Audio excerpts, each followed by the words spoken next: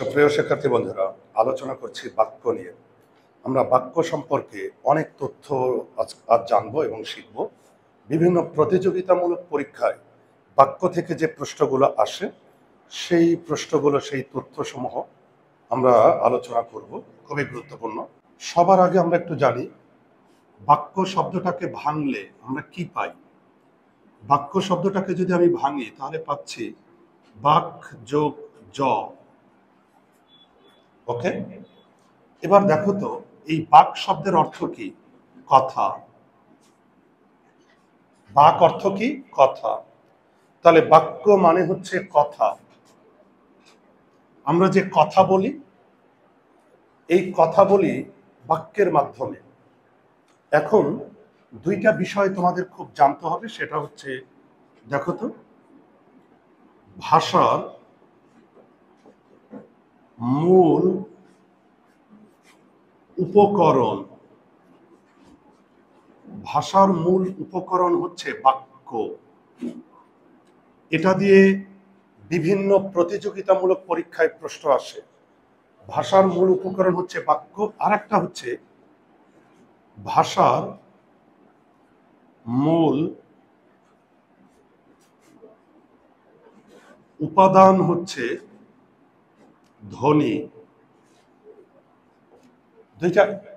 এই দুইটা এখান থেকে বিভিন্ন প্রতিযোগিতামূলক পরীক্ষায় প্রশ্ন আসে যে ভাষার মূল উপকরণ কি আর ভাষার মূল উপাদান কি। তাহলে আমাদের একটু জানতে হবে উপকরণ আর উপাদান এই দুইটার মধ্যে পার্থক্য কোথায়। আমি যে বললাম ভাষার মূল উপকরণ বাক্য আর মূল উপাদান ধ্বনি, তাহলে একটু দেখো তো উপকরণ ভার্সেস উপাদান, এই দুইটার মধ্যে যদি পার্থক্যটা বুঝতে পারো সহজেই আমরা শিখব। দেখো তো উপকরণের মধ্যে একটা শব্দ আছে করণ। করণ আছে না? তোমরা জানো কারকে পড়েছিলে করণ কারক। তোমরা যে কারক ব্যাকরণে যে কারকটা পড়েছিলে সেই কারকের মধ্যে একটা প্রকারভেদ ছিল করণ কারক। এই করণ অর্থ কি আগে জানো। এই করণ শব্দের অর্থ হচ্ছে মাধ্যম, উপায়। করণ অর্থ হচ্ছে মাধ্যম বা উপায়। তাহলে দেখো তো আমি যদি এখন বলি আমরা কলম দিয়ে লিখি, মনোযোগ দাও, আমরা কলম দিয়ে লিখি, এখানে লেখার মাধ্যম হচ্ছে কলম, লেখার উপায় হচ্ছে কলম। কিংবা লেখা আমরা লিখি কিসের সহায়তায়? কলমের সহায়তায়। তাহলে কলম হচ্ছে করণ কারক। এইটুক ভালো করে বুঝো। করণ কারকটা সম্পর্কে আগে ধারণা রাখো। দেখো তো উপকরণের মধ্যে একটা শব্দ আছে করণ, ব্যাকরণে করণ কারক আছে। করণ অর্থ হচ্ছে মাধ্যম, উপায় বা সহায়। তাহলে আমরা কলম দিয়ে লিখি, লেখার মাধ্যম কলম। আমার কথা কি বুঝতে পারলে? এবার আসো তো ভাষার মূল উপকরণ বাক্য। এই উপকরণ মানে কি? মাধ্যম। উপকরণ হচ্ছে মাধ্যম। আমরা ভাষা প্রকাশ করি কিসের মাধ্যমে জানো? বাক্যের মাধ্যমে। এই যে দেখো আমি একটার পর একটা কথা বলে যাচ্ছি, আমি কিন্তু একটার পর একটা বাক্য বলে যাচ্ছি। তো আমরা ভাষা প্রকাশ করার মাধ্যম হচ্ছে বাক্য। আমি আরো সহজ করে দিচ্ছি ব্যাপারটা, একটু লিখে নাও। আমি পরে উপাদানটা বুঝাবো, উপকরণটা আগে বুঝিয়ে নিই। একটু লিখো ধ্বনি, ধ্বনির সঙ্গে ধ্বনি মিলে কি তৈরি হয়? শব্দ। সহজ কথায় আমরা বলি ধ্বনির লিখিত রূপকে কি বলে? বর্ণ। ধ্বনির লিখিত রূপ কি? বর্ণ। বর্ণের সঙ্গে বর্ণ মিলে আমার তৈরি হয় শব্দ। বলো তো ধ্বনি আর বর্ণের মধ্যে সহজ পার্থক্যটা কোথায় জানো? ধ্বনি চোখে দেখা যায় না, কানে শোনা যায়। আর বর্ণ চোখে দেখা যায়। যেমন আমি বললাম ক, ক, এই ক তোমরা কান দিয়ে শুনেছ, ক, এটা সাউন্ড, এটা ধ্বনি। ধ্বনি হচ্ছে একটা সাউন্ড, এটা চোখে দেখা যায় না, কান দিয়ে শুনতে হয়। তাহলে ক, এটা তুমি কান দিয়ে শুনেছ, চোখে কিন্তু দেখতে পাও নাই। আর যখন চোখে দেখতে পাবে, এই যে আমি যখন বলবো ক, এটা চোখে দেখা যায়, এটা হলো বর্ণ। তাহলে বর্ণ চোখে দেখা যায় আর ধ্বনি কানে শোনা যায়। ক, এই সাউন্ডটা হচ্ছে ধ্বনি, আর এই কটাকে আমি যে লিখব এটা চোখে দেখা যায়, এটা হচ্ছে বর্ণ। এবার আসো, বর্ণের সঙ্গে বর্ণ মিলে শব্দ তৈরি হয়। এবার যদি আমি বলি শব্দের সঙ্গে শব্দ মিলে তৈরি হয় বাক্য, আর বাক্যের সঙ্গে বাক্য মিলে তৈরি হয় ভাষা। এই জিনিসটা আগে বুঝো, পরে আমি উপাদান আর উপকরণ এই বিষয়টাতে আমি যাই। সবাই লিখেছ? এখন দেখো তো, ভাষার সবচেয়ে কাছে কোনটা বলো তো? বাক্য। আর ভাষার সবচেয়ে দূরে কোনটা? ধ্বনি। এবং ভাষাটা শুরু হচ্ছে কি দিয়ে? ধ্বনি দিয়ে। ভাষার স্টার্টিং শুরু হচ্ছে ধ্বনি দিয়ে, আর শেষ হচ্ছে কোনটা দিয়ে? বাক্য। ভাষার সবচেয়ে কাছে হচ্ছে বাক্য। এখন আসো, আমি এখানে কি দিয়েছি? ভাষার মূল উপকরণ হচ্ছে বাক্য। উপকরণ মানে মাধ্যম, উপায়, সহায়। আমরা ভাষা প্রকাশ করি বাক্যের মাধ্যমে। ধরো তুমি এক কাপ চা খাবে, তুমি চায়ের দোকানে গিয়ে তুমি বলতে পারো মামা এক কাপ চা দাও। ওকে, তাহলে এটাকে একটা বাক্য না? বাসায় ফিরে মাকে বললাম মা ক্ষুধা লেগেছে, বাক্য। এখন অনেক সময় একটা শব্দ দিয়েও বাক্যের ব্যবহার করা যায়। একটা শব্দ কিভাবে? তুমি চায়ের দোকানে গিয়ে যদি শুধু একটা শব্দ বলো চা, বুঝে ফেলবে চা লাগবে। বাসায় গিয়ে তুমি বলতে পারো মা ভাত খাবো। এখন এই বাক্যটা না বলে শুধু একটা শব্দ বলতে পারো মাকে, মা ভাত, শুধু বলতে পারো ভাত, মা বুঝে যায়। চায়ের দোকানে গিয়ে যদি শুধু বলো চা, বুঝে যাবে চা। তো অনেক সময় আমরা বাক্য ছাড়াও একটা শব্দ দিয়েও বাক্যের ব্যবহার করা যায়। কিন্তু আসলে কি জানো, ভাষা প্রকাশ করতে লাগে বাক্য। সবসময় কি আমরা একটা শব্দ দিয়ে হয়? একটা শব্দ দিয়ে সবসময় আমরা ভাষা প্রকাশ করতে পারি না। ভাষা আসলেই প্রকাশ করি আমরা বাক্যের পর বাক্য সাজিয়ে। বোঝা গেল? বাক্যের পরে বাক্য সাজিয়ে। তাহলে ভাষা প্রকাশ করার মাধ্যম হচ্ছে বাক্য। যেটা মাধ্যম ওইটাকে বলে উপকরণ। যেমন কলম, লেখার উপকরণ কলম, কলম হচ্ছে মাধ্যম। এবার আসো উপাদান। উপাদান জিনিসটা কি? উপাদান হচ্ছে পার্ট, একটা অংশ। উপাদান হচ্ছে একটা পার্ট, একটা অংশ। দেখো তো, বাক্য তৈরিতে কি লাগে? শব্দ। শব্দ তৈরিতে কি লাগে? বর্ণ। আর বর্ণটা কোথা থেকে আসে? ধ্বনি থেকে। প্রতিটা এক একটা পার্ট, পার্ট না? এক একটা অংশ না? এই জিনিসটা সহজে দেখো তো, ভাষা শুরু হচ্ছে কি দিয়ে? ধ্বনি দিয়ে। আমি আরো একটু সহজে আমি বলে দিই। ধরো খিচুড়ি খেয়ে ক্ষুধা দূর করেছি। মনোযোগ দেবে। খিচুড়ি খেয়ে ক্ষুধা দূর করেছি। ক্ষুধা দূর করার মাধ্যম কি? খিচুড়ি। এখানে যেটা মাধ্যম সেটা করণ কারক।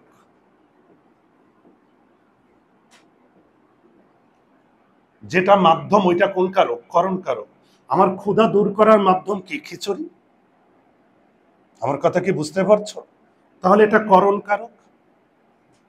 আমার কথা বুঝো না? এবার আসো তো, আর যেটা করণ, যেটা মাধ্যম, সেটা উপকরণ। তাহলে খিচুড়ি হইল উপকরণ।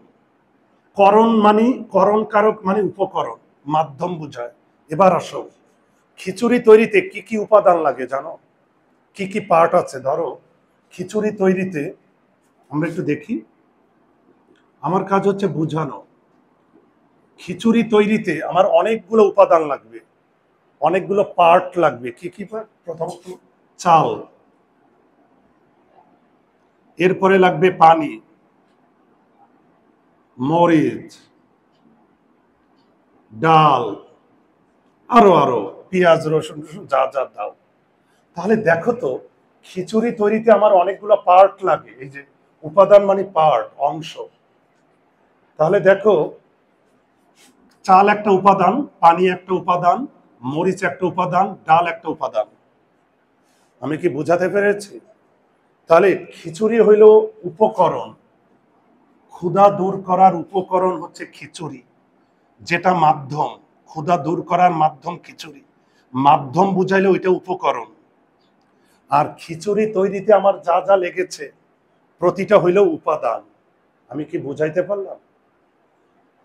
পানি একটা যৌগ, তাই না?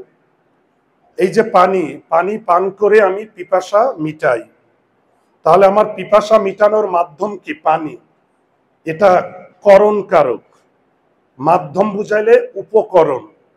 পানি তৈরিতে কি লাগে? দুইটা উপাদান লাগে, একটা হাইড্রোজেন আর একটা কি? অক্সিজেন। হাইড্রোজেন একটা উপাদান, অক্সিজেন একটা উপাদান। আর এই উপাদানগুলো একত্রিত হয়ে যেটা তৈরি হবে ওইটা উপকরণ। আচ্ছা, তুমি গাড়িতে করে আমার কোচিং এ আসছো, এখানে আসার মাধ্যম কি? গাড়ি। মাধ্যম মানে ওইটা উপকরণ। এখন গাড়ি তৈরিতে আবার কি কি উপাদান লাগছে? গাড়ি তৈরিতে অনেকগুলা পার্ট লাগছে না? চাকা, সিট, যন্ত্র। তাহলে গাড়ির তৈরিতে এক একটা হচ্ছে পার্ট, এক একটা উপাদান। সহজ কথা বাবা, একটু গণিত দিয়ে বুঝিয়ে দিই। উপাদান হলো সাবসেট, উপকরণ হলো universal set. Subset is a element of universal set. খিচুড়ি হলো ইউনিভার্সাল সেট, আর খিচুড়ি তৈরিতে এক একটা উপাদান, এটা হলো কি? সাবসেট। আমার কথা কি বুঝতে পারলে? তাহলে উপাদান আর উপকরণের মধ্যে পার্থক্য বুঝতে পারলে? ভাষার মূল উপকরণ হচ্ছে বাক্য, মাধ্যম। আর বাক্য তৈরি হয় কি দিয়ে? ধ্বনি দিয়ে না? শুরুটা দেখছো, ধ্বনি, তারপরে বর্ণ, তারপরে শব্দ, তারপরে বাক্য। আমি কি বুঝাইতে পারলাম? তাহলে উপাদান আর উপকরণের মধ্যে পার্থক্য আছে। এবার দেখো,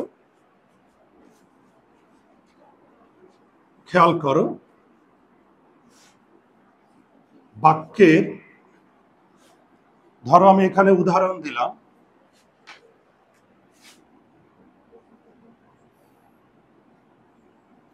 আরস বই পড়ে। এটা একটা বাক্য, এটা কি একটা বাক্য? বাক্যের সংজ্ঞাটা কি? কতগুলো, সবাই লিখবে, কতগুলো অর্থবোধক শব্দ যথাযথভাবে বিন্যস্ত হয়ে, বিন্যস্ত মানে সজ্জিত, সাজানো, বিন্যস্ত হয়ে মনের ভাব সম্পূর্ণরূপে প্রকাশ করলে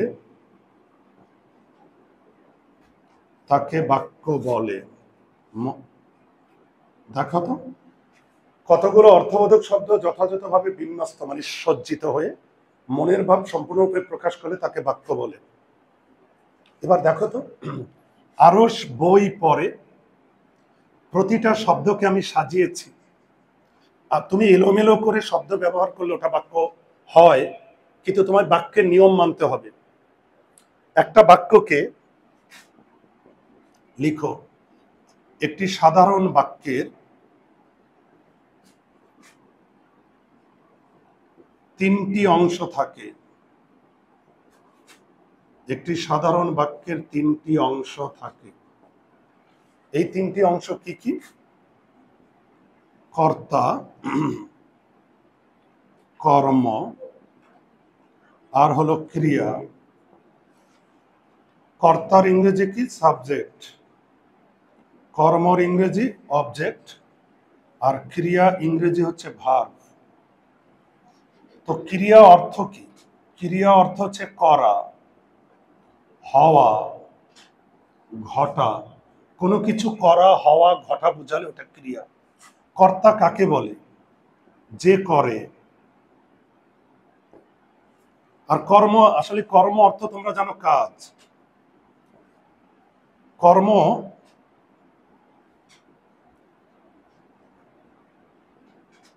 যার মাধ্যমে ক্রিয়া সম্পাদিত হয়, যার মাধ্যমে ক্রিয়া সম্পাদিত হয় সেটা কর্ম। দেখো তো, আরস বই পড়ে। কে বই পড়ে? আরস। আরস হলো কর্তা, যে করে। আরস কিছু একটা করছে, করা বুঝালে এটা ক্রিয়া। আর এই ক্রিয়াটা সম্পাদিত হয়েছে কার মাধ্যমে? বই। বই এটা কর্ম। আমরা কর্ম বের করতে পারি কি, কাকে প্রশ্ন করলে যে উত্তরটা পাবে। কি কাকে প্রশ্ন করলে যে উত্তর পাবে ওটা কর্ম। আরস কি পড়ে? বই, এটা কর্ম। তুমি দেখো, বই বাদ দাও, এই বাক্যটা অর্থহীন। মানে অর্থহীন বলতে আরস পড়ে। এখন এই পরের তো অনেক মিনিং আছে। আম গাছ থেকে পড়ে, খাট থেকে পড়ে, অনেক অর্থ আছে না পড়ে। কিন্তু যখন আমি বলবো আরস বই পড়ে, তখন এই ক্রিয়াটা বই পড়ার মাধ্যমে সম্পাদিত হয়েছে। ওকে, তাহলে একটা সাধারণ বাক্যের কয়টা অংশ থাকে বলতো? তিনটা। কর্তা, কর্ম, ক্রিয়া। বোঝা গেল? সবাই একটু লিখে নাও। এবার আসো,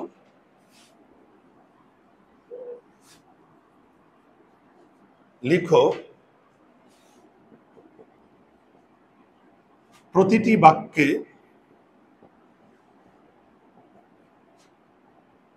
দুটি অংশ থাকে। প্রতিটি বাক্যে দুটি অংশ থাকে। কি কি দেখো? এক, উদ্দেশ্য। দুই, বিধেয়। প্রতিটি বাক্যে দুইটি অংশ থাকে, একটা উদ্দেশ্য, একটা বিধেয়। তাহলে এখন আমরা জানবো উদ্দেশ্য আর বিধেয় কি। উদ্দেশ্য হচ্ছে যার সম্পর্কে কিছু বলা হয়, যার সম্পর্কে কিছু বলা হয়। আর বিধেয় হলো উদ্দেশ্য সম্পর্কে যা বলা হয়। তো লিখো, যার সম্পর্কে কিছু বলা হয় সেটা উদ্দেশ্য, আর উদ্দেশ্য সম্পর্কে যা বলা হয় সেটা বিধেয়। দেখো তো, আরস বই পড়ে। বই পড়ে আমি কার উদ্দেশ্য বলেছি? আরস। বই পড়ে আমি কার সম্পর্কে বলেছি? আরস। তাহলে আরস হচ্ছে উদ্দেশ্য। আর বই পড়ে আমি উদ্দেশ্য সম্পর্কে কি বলেছি? বই পড়ে। এই বই পড়ে এটা হলো বিধেয়। দেখো তো, আমি কার সম্পর্কে বলেছি? আরস। আরস হলো উদ্দেশ্য। বলে রাখছি, আরস হচ্ছে আমার বড় পুত্রের নাম, বড় ছেলের নাম আরস। তো আরস উদ্দেশ্য, আমি যার সম্পর্কে কিছু বলি। আর উদ্দেশ্য সম্পর্কে যা বলবো সেটা বিধেয়। একটা জিনিস মনে রাখবে, বিধেয় অংশে ক্রিয়া থাকে। সাধারণত বিধেয় অংশে কি থাকে? ক্রিয়া। এই যে দেখো পরে, এটা কি বিধেয় অংশে না? আরস বই পড়ে, তাহলে বিধেয় অংশে কি থাকবে? ক্রিয়া থাকবে। লিখেছ? এবার লিখো, বাক্যের প্রতিটি শব্দকে পদ বলে। বাক্যের প্রতিটি শব্দকে পদ বলে, লিখেছ? বাক্যের, তাহলে দেখো আরস একটা পদ, বই এটাও একটা পদ, পরে এটাও একটা পদ। পদ বলতে বিশেষ্য বিশেষণ সর্বনাম অব্যয় ক্রিয়া। আরস নাম, তাহলে ব্যক্তির নাম বুঝালে, মানুষের নাম বুঝালে ওটা বিশেষ্য পদ। বই কোনো কিছুর নাম, এটাও বিশেষ্য। পরে কিছু একটা করা বুঝায়, তাহলে এটা ক্রিয়াপদ, এটা ক্রিয়াপদ। তাহলে বাক্যের প্রতিটা শব্দকে আমরা কি বলবো? পদ বলবো। দেখো এবার একটু লিখে নাও,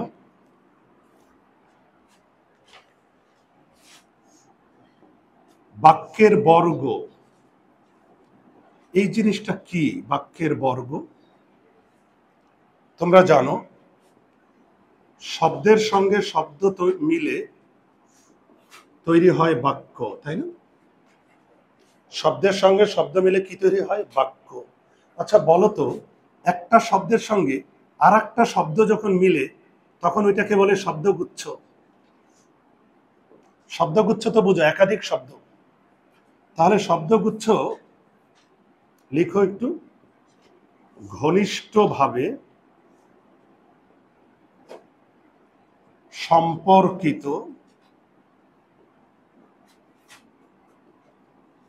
একাধিক শব্দকে বাক্যের বর্গ বলে। ঘনিষ্ঠভাবে সম্পর্কিত একাধিক শব্দকে বাক্যের বর্গ বলে। শুধু শব্দ হইলে হবে না, ঘনিষ্ঠভাবে। যেমন একটু দেখো,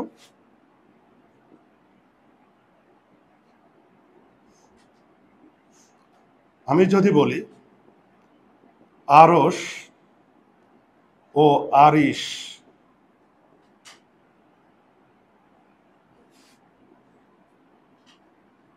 সকালে, খুব সকালে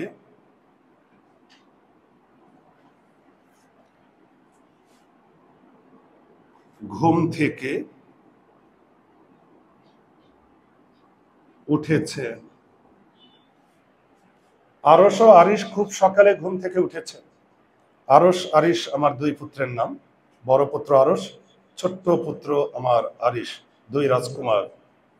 তাহলে দেখো আরস ও আরিশ খুব সকালে ঘুম থেকে উঠেছে। এইখানে দেখেছো কতগুলা শব্দ আছে? দেখো, এবং বাক্যের প্রতিটা শব্দকে আমরা কি বলবো? পদ। এখন দেখো তো, আমরা বাক্যের বর্গ, এদিকে দেখো, আরস ও আরিশ, এখানে কি দুইজন, দুইজনের নাম, তাই না? তাহলে দেখো তো, আরস ও আরিশ এটা একটা শব্দগুচ্ছ।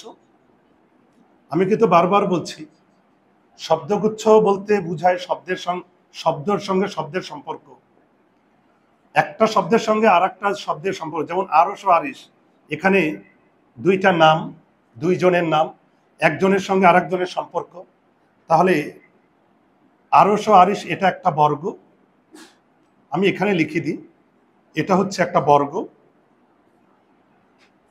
খুব সকালে, দেখো তো, এটা আর একটা বর্গ।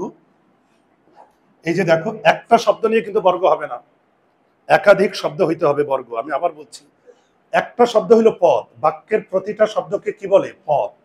যদি একটি শব্দ হয়, বাক্যের প্রতিটি শব্দ, বা এখানে লিখি, তোমরা আবার এটা ভুল করো, বাক্যের প্রতিটি শব্দ পদ। ওকে, প্রতিটা শব্দ এক একটা পদ। আর একাধিক শব্দ, এই যে দেখো শব্দগুচ্ছ, এই যে এখানে একাধিক শব্দ আছে, এই যে একাধিক শব্দ মিলে তৈরি হয় বর্গ। এবার দেখো তো, সকালের সঙ্গে সম্পর্ক কার? খুব না? আমি খুব, এটা দিয়ে কোনটাকে বুঝিয়েছি? সকাল। তাহলে এখানে একাধিক শব্দ আছে, তাহলে এটা একটা বর্গ। এবার দেখো, ঘুম থেকে উঠেছে, তাহলে ঘুম থেকে উঠেছে, এখানে তিনটা শব্দ আছে, তাহলে এটাও একটা বর্গ। সবসময় মনে রাখবে বর্গ একাধিক শব্দ নিয়ে তৈরি হবে। বর্গ মানে হচ্ছে শব্দগুচ্ছ, শব্দগুচ্ছ। আর শব্দগুচ্ছ একটা শব্দ নিয়ে হয় না, অনেকগুলো শব্দ। তাহলে এখন আমি যদি বলি, এখানে তোমাদের যে নতুন যে বোর্ডের ব্যাকরণ হয়েছে, তোমরা যে ব্যাকরণ বইটা মানে 9-10 থেকে পড়েছো, সেই ব্যাকরণ বইয়ে কি লিখেছে জানো? সেই ব্যাকরণ বইয়ে লিখেছে বাক্যের একক, বাক্যের একক হচ্ছে বর্গ। আবার কি লিখেছে দেখো, অনেকগুলো বর্গ নিয়ে তৈরি হয় বাক্য। দেখো তো, কথা নয়, বাক্যের একক হচ্ছে বর্গ, অনেকগুলো বর্গ নিয়ে তৈরি হয় বাক্য। তাহলে আমরা এখন একটু এটাকে একটু বুঝাই। একটু আগে যে আমি বললাম শব্দযোগ শব্দ মিলে তৈরি হয় বাক্য, এভাবে বুঝিয়েছিলাম না? আসলে কি শব্দযোগ শব্দ মিলে বাক্য তৈরি হয়, কিন্তু এই যে একাধিক শব্দ যখন আবার ঘনিষ্ঠভাবে সম্পর্কিত হবে, তখন ওইটাকে আমরা কি বলবো? বর্গ। বুঝতে কি পারলে? যেমন এই যে একাধিক শব্দের মধ্যে সম্পর্ক বর্গ, খুব সকালে একটা বর্গ, ঘুম থেকে। তাহলে আসলেই বাক্য তৈরি হয় বর্গযোগ বর্গ নিয়ে। দেখো, বাক্য তৈরি হয় বর্গযোগ বর্গ নিয়ে। আর বর্গ মানে কি? শব্দগুচ্ছ। সে একই কথা, শব্দগুচ্ছ। এখন তোমরা, আমি কেন ভেঙে ভেঙে দিলাম, কারণ তোমাদের প্রতিযোগিতামূলক পরীক্ষায় প্রশ্ন করবে। ধরো তোমাকে পরীক্ষায় প্রশ্ন করলো বাক্যের একক কোনটি? ক শব্দ। ধরো একটা অবজেক্টিভ প্রশ্ন করেছে, বাক্যের একক।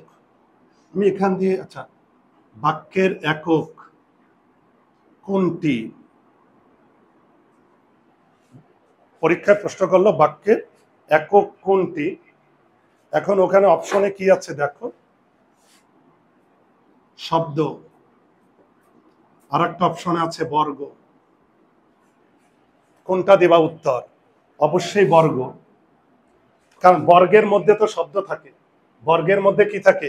শব্দ। শব্দ থাকে না? আর একাধিক শব্দ নিয়ে কি তৈরি হয়? বর্গ। তাহলে বাক্যের একক হবে বর্গ। আর বর্গ যদি না থাকে, তাহলে কোনটা উত্তর দেবে? শব্দ। কারণ বাক্য তৈরিতে কি লাগে? শব্দ। আমি কি বুঝাতে পারলাম? এবার হুবহু লিখবে, সবাই লিখবে, দেখবে প্রতিযোগিতামূলক পরীক্ষায় এখান থেকে প্রশ্ন আসবে। এই যে বাক্য, ভাষা। আর একটা তথ্য জানিয়ে দিচ্ছি দেখো, বাক্যে উদ্দেশ্য ও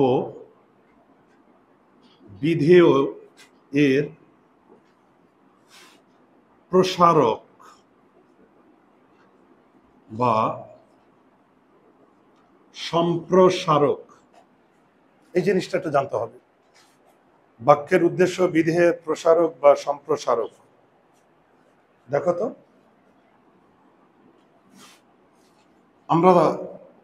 আমি যদি এখন বলি লোকটি দরিদ্র, খেয়াল করো, লোকটি দরিদ্র। আগে আমরা জানি কোনটা উদ্দেশ্য? লোক উদ্দেশ্য, আর দরিদ্র এটা বিধেয়।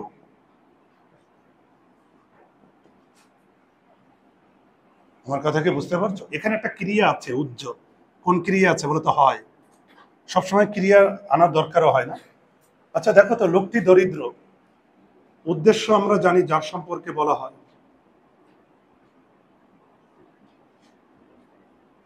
আর বিধেয় আমরা জানি উদ্দেশ্য সম্পর্কে যা বলা হয়। উদ্দেশ্য সম্পর্কে যা বলা হয়। এখন প্রসারক জিনিসটা কি? লিখো, উদ্দেশ্য ও বিধেয়, উদ্দেশ্য বিধেয়ের পূর্বে শব্দ যুক্ত হয়ে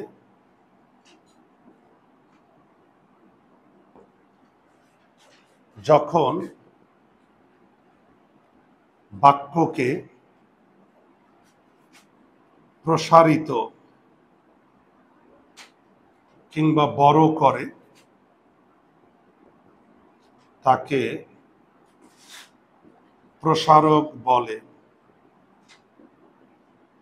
দেখো তো কি লিখে দিয়েছে, উদ্দেশ্য ও বিধেয়ের পূর্বে শব্দ যুক্ত হয়ে যখন বাক্যকে প্রসারিত বা বড় করে তখন তাকে প্রসারক বলে।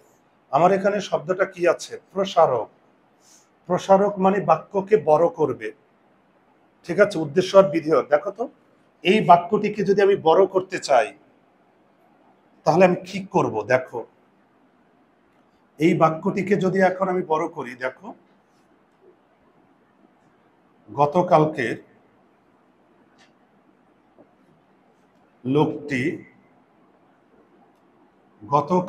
লোকটি খুবই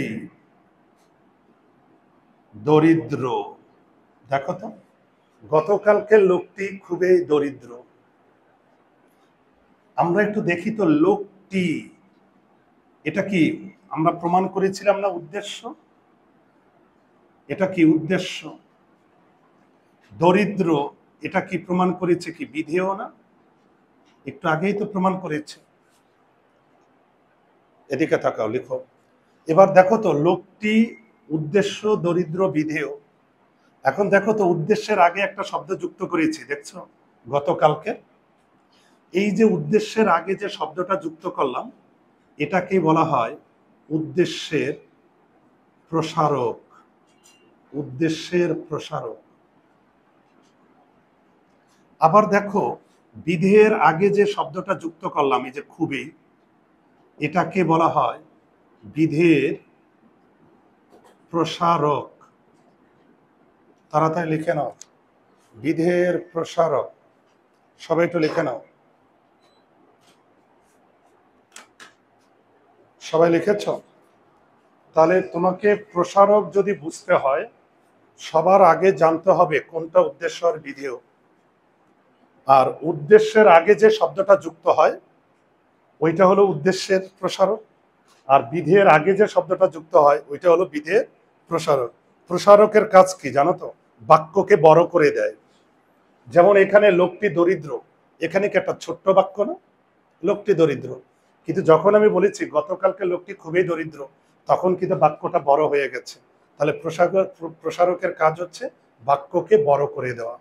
এতক্ষণ যা আলোচনা করলাম বাক্য সম্পর্কে একেবারে মৌলিক ধারণা, তোমাকে এগুলা জানতেই হবে বাক্য সম্পর্কে। আর বিভিন্ন প্রতিযোগিতামূলক পরীক্ষায় এখান থেকে প্রশ্ন আসে। সবাইকে বুঝতে পেরেছ? ওকে।